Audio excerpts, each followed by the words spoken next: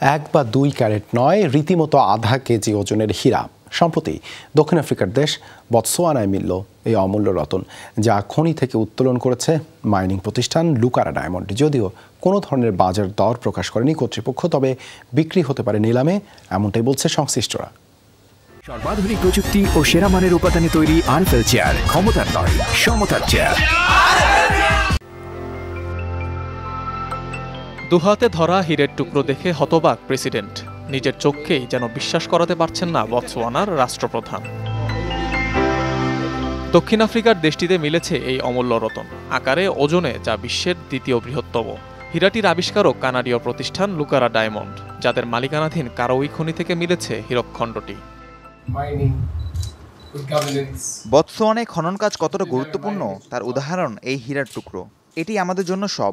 আমাদের মাটির নিচে এমন অনেক মূল্যবান পদার্থ আছে যেটি আমরা বের করতে পারছি না।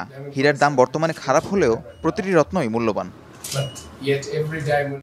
হীরকখণ্ডটি শনাক্তে ব্যবহৃত হয়েছে অত্যাধুনিক মানের এক্স-রে প্রযুক্তি, যার ওজন 2492 ক্যারেট।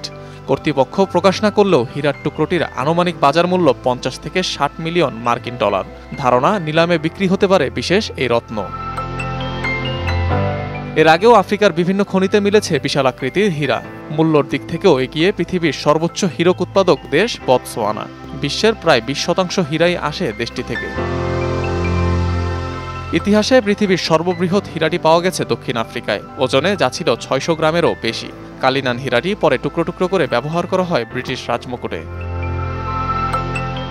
অনিক রহমান, যমুনা নিউজ।